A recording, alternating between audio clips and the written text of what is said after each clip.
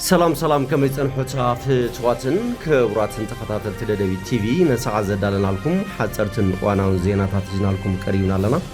كتكتاتلنا عدمنايو بكندي ارسنت وتاتهم كنفلم غزياو ممحرار تግራይ سراويت مكلخال ኢትዮጵያ ናብ ትግራይ ካኣቱ ከም ዘይተሰማምዐ ገሊጹ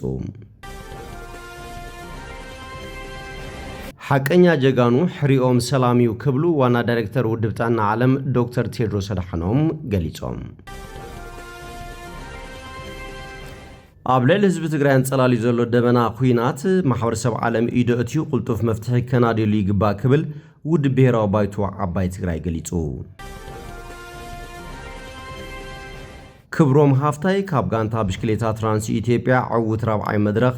ዙር ትግራይ 2018 ዓመተ ምህረት ኮይኑ ናሳ ድሕሪ 54 ዓመታት ሰባት ናብ ወርሒ ክሰድድ ምዃኑ ኣፍሊጡ ናብ ዝርዝሩ ሰጊርና ኣለና ምስ ዕለታዊ ዜናታት ቢንያም ሓድሽ ሰናይ ምክትታል ግዚያው ምምሕዳር ትግራይ ሰራዊት ምክልኻል ኢትዮጵያ ናብ ትግራይ ካኣቱ ከም ዘይተሰማምዐ ገሊጹም ግዚያው ምምሕዳር ትግራይ ሰራዊት ምክልኻል ኢትዮጵያ ናብ ትግራይ ካኣቱ ካብ መንግስት ፌደራል ትእዛዝ ከም ዝተቐበለ ዝገልጹ ሓበሬታታት ቁኑዓት ከም ዘይኮኑ ኣፍሊጡሎም ቤጽሕፈት ፕሬዝዳንት ግዚያው ምምሕዳር ትግራይ ሎማዓንቲ ብመንገዲ ፌስቡክ ኣብ ዘርግሖ መግለጺ ግዚያው ምምሕዳር ትግራይ ሰራዊት ምክልኻል ኢትዮጵያ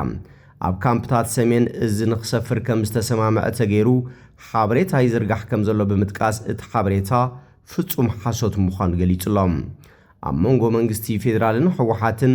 ተባሊሑ ዘሎ ወጥሪ ናብ ካልእ ዙር ኩናት ከየምርሕ ሻቑሎት ኣብ ዝሰፈነሉ እዋን እዩ እቲ ቤት ጽሕፈት ነዚ መግለፂ ኣውፅኡ ዘሎ ኣብዚ ቅንዕ መንግስቲ ፌደራል ሰራዊት ምክልኻል ናብ ትግራይ ንኽኣቱ ንግዚያዊ ምምሕዳር ትግራይ ከም ዘፍለጠ ዝገልጹ ሓበሬታታት ኣብ ማሕበራዊ መራኸቢታት ተዘርጊሖም እዮም بعرب دما سراويت مكلخال ኣብ ትግራይ ኣብ ዝርከቡ ወታደራዊ ማዓስከራት ንኽሰፍር ኣብ ምርድዳእ ከም ዝተበጽሐ ዝገልጹ ሓበሬታታት ብማሕበራዊ መራኸቢታት ተዘርጊሖም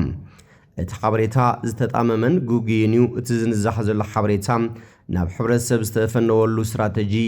ምንጪ ይኹን ክዕውቶ ዝተደለየ ሸቶ ግልጽ ኣይኮነን ይብል መግለጺ ቤት ጽሕፈት ፕሬዝዳንት ኣብ መንጎ ሕወሓትን መንግስት ፌደራልን ዘሎ ምክሳሳት ኣብ ዝሓየለሉ መራሕቲ ትግራይ ብሓሙሰው ዘውፅዎ መግለጺ ንወራር ሰራዊት ፌደራል ክንምክቲና ምባሎም ተገሊጹ እዩ ኣቦ ወንበር ውድብ ሕወሓት ዶክተር ደብረጽዮን ገብረ ሚካኤል ብምኽንያት መበል 51 ዓመት ጽምብል በዓል 11 ለካቲት ኣብ ዝሕለፎ መልእኽቲ መንግስት ፌደራል ንትግራይ ክወራ ይዳለሎ ብምባል ምኽሳሱ ዝፍለጥ እዩ ኣብ ልዕሊ ትግራይ መጥቃዕቲ እንተተፈጺሙ ሓይልታቶም ነብሶም ክከላኸሉ ምዃኖም ድማ ተዛሪቡ ኣብ መወዳእታ ሰሙን ጥሪ ኣብ ሰሜን ምዕራብ ትግራይ ከባብታት ጸለምቲ ኣብ መንጎ ሰራዊት ምክልኻል ኢትዮጵያን ሓይልታት ትግራይን ንመዓልታት ዝቐጸለ ውግእ ከም ዝነበረ ዝፍለጥ እዩ ነዚ ስዒቡ ፕሬዝዳንት ግዚያዊ ምምሕዳር ትግራይ ኣብ ዘውፅዎ መግለጺ ኣብ ከባብታት ጸለምቲ ጎንፂ ከም ዘጋጠም ርግጋጾም ገሊጾም ነዚ ስዒቡ ፕሬዝዳንት ግዚያዊ ምምሕዳር ትግራይ ጀነራል ታደሰ ወረደ ኣብ ዘውፅዎ መግለጺ ኣብ ከባብታት ጸለምቲ ጎንፂ ከም ዘጋጠመ ኣብ ቴሌቪዥን ትግራይ ቀሪቦም ምዝራቦም ኩሉ ዝኩራ ሓቂ እዩ ፕሬዝዳንት ጀነራል ታደሰ ወረደ ኣብቲ ንቴሌቪዥን ትግራይ ዝሃብዎ ሓበሬታ ሓይልታት ትግራይ ናብቶም ከባብታት ክሰግሩ ከም ዝተገበረ ብምእንፋት ኣብ 2016 ኢትዮጵያ ዝወፀ መደብ ምምላስ ተመዛበልትን ምሕዳር እንትኸባቢ ኣብ ግምት ብምእታው እቲ ፕላን ንምትግባር ዝነበረ ኩነታት ኣጀንዳ ኮይኑ ዝመዓራረየሉ ነገር ንምፍጣር ዝዓለመ ነይሩ ኢሎም ንሶም ወሲኾም ዝተወሰነ ሓይሊ ክሰግር ተወሲኑ ናብ ላዕላይ ጸለምቲ ገጽ ንእሽተይ እውን ናብ ታሕታይ ጸለምቲ ገጽ ማኒቨር ንምግባር ስለዚ እቲ ኣጀንዳ ከም ብሓድሽ ንኽለዓል ናይ ምግባር እዩ ምባሎም ይዝከር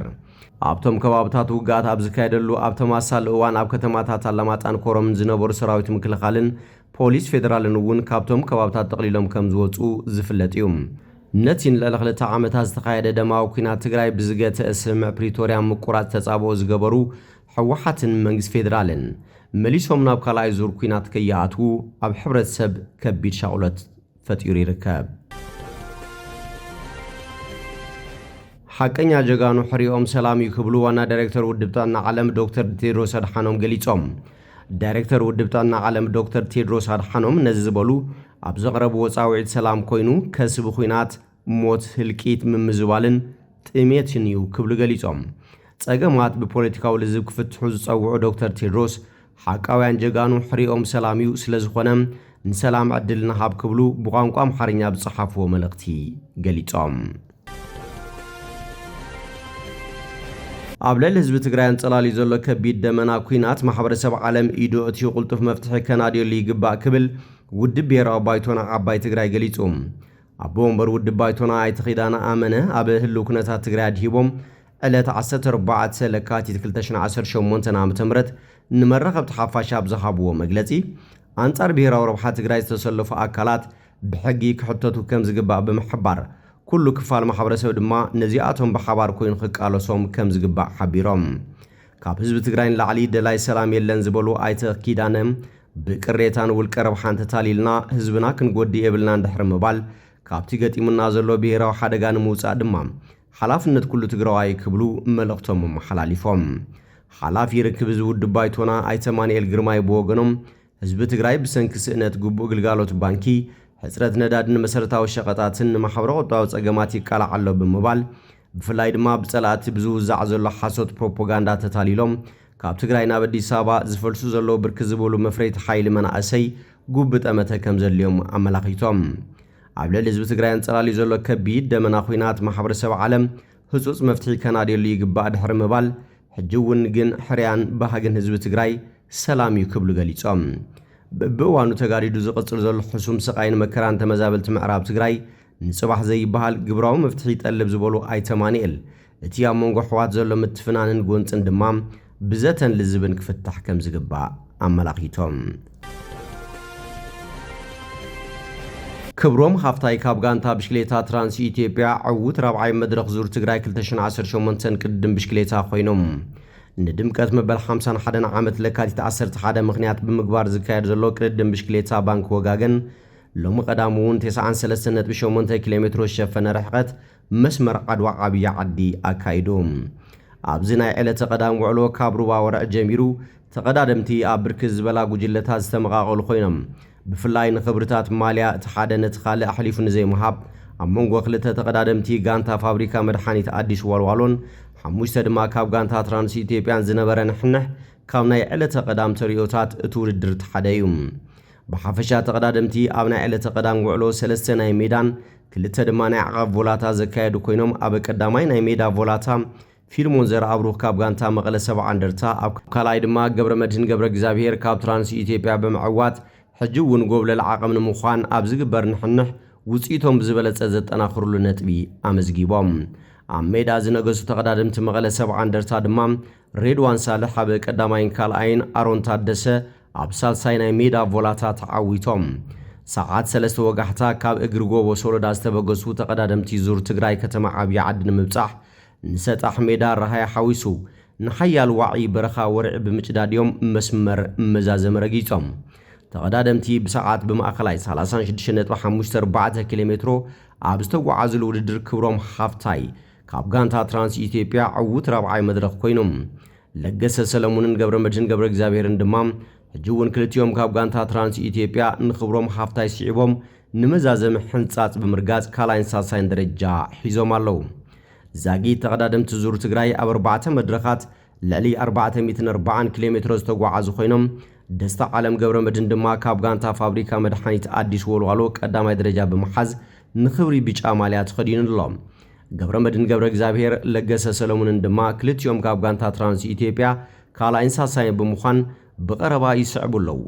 ገብረ መድህን ገብረ እግዚአብሔር ናይ ዓቐብ ለገሰ ሰለሙን ድማ ናይ ሜዳ ማልያ ጨቢጦም እዮም። ብጋንታ ድማ ጋንታ ትራንስ ኢትዮጵያ ትመርሕላ።